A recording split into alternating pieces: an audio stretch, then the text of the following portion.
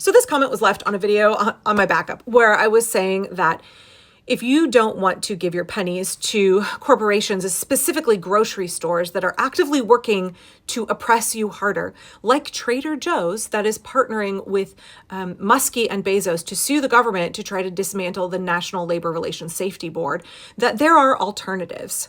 And I put forth one solution that has worked for my family, one of multiple, which is that we shop at our local international/ethnic markets.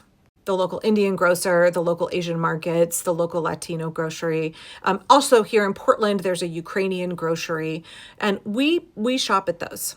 We make a point of patronizing those small, local, immigrant-owned businesses. Where the produce is fresh and there's a more diverse selection, we eat a better and more diverse diet because of that choice that our family makes. And this person says, a lot of towns like the ones I live in honestly don't have that. Okay, we don't need to bean soupify this discussion. If you don't know what bean soup discourse is, there was a TikTok video a while back where a woman was showing her favorite recipe for bean soup and talking about all the reasons it's great and she loves it and, encouraging folks to give it a try. This is the recipe for the high iron soup you need to eat on your period. So basically, I just soak these beans overnight, drain them and rinse them. Now I'm adding 8 cups of water and a chopped up onion.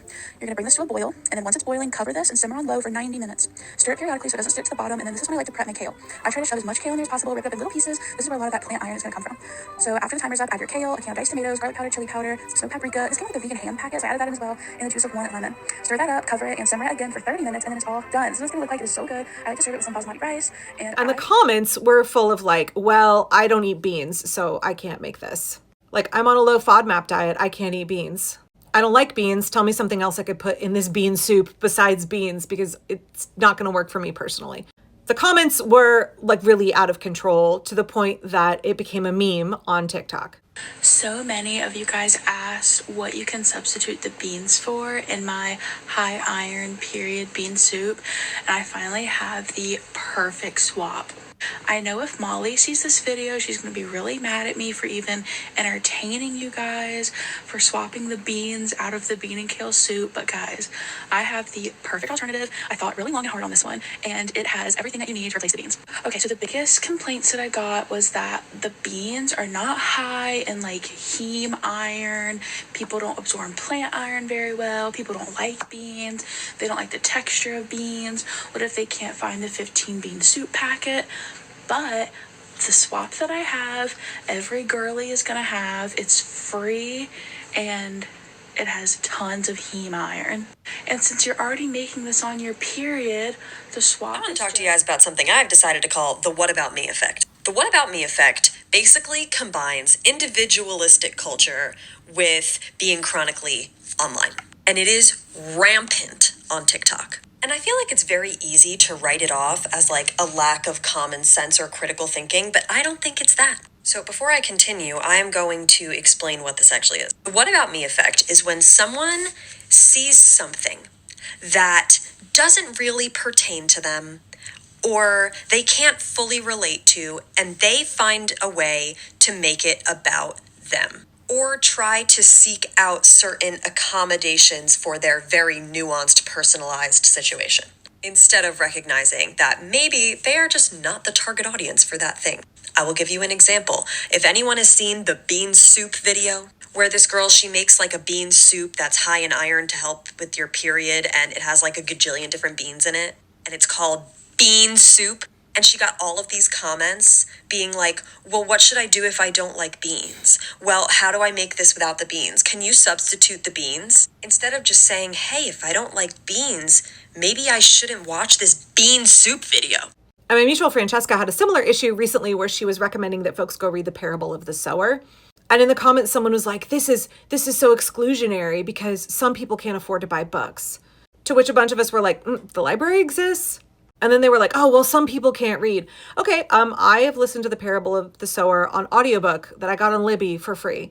I don't know if people just want to argue, people want to be contrary, people want to have a level of learned helplessness. But in permaculture, we have site-specific design, and that means if a particular recommendation doesn't work for you, the place where you live, your resources and your capabilities, you can still use what somebody else is doing as the launching off point to adapt their design to work for you and your specific needs. It doesn't have to be, how dare you suggest bean soup? I can't eat beans. I'm not saying that's the attitude or tone of this commenter, but it's very typical online discourse to push back against someone's really good and helpful suggestion with all the reasons why something cannot be done. And again, in permaculture, we say the problem is the solution.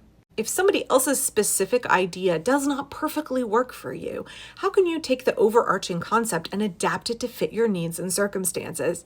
It's not that difficult. We are creative, adaptive people. I promise we don't have to be this rigid in our thinking. The majority of humans live in urban spaces where I promise you international markets abound. If you are not aware of the ones in your city, then this is a great opportunity for you to learn about them and check them out. Portland, Oregon is a very, very white place, and yet we have an abundance of international markets. But let's say you don't live in a city like the majority of Americans.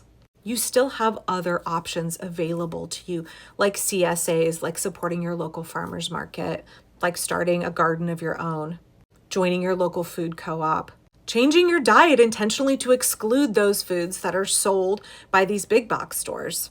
This is an opportunity to cook new things, maybe to eat more seasonally. And again, it's on the spectrum of good, better, best, right? So we know we can't always access the most perfect solution. We know that people live in food deserts. We know that people have dietary limitations. We know there are all these exceptions that exist.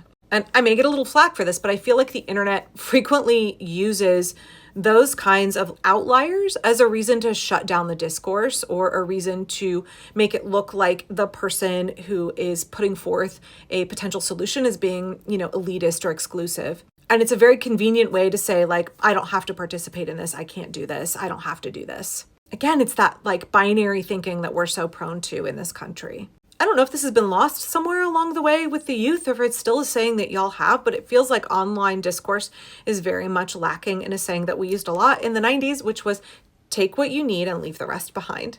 Take what works for you and leave the rest behind.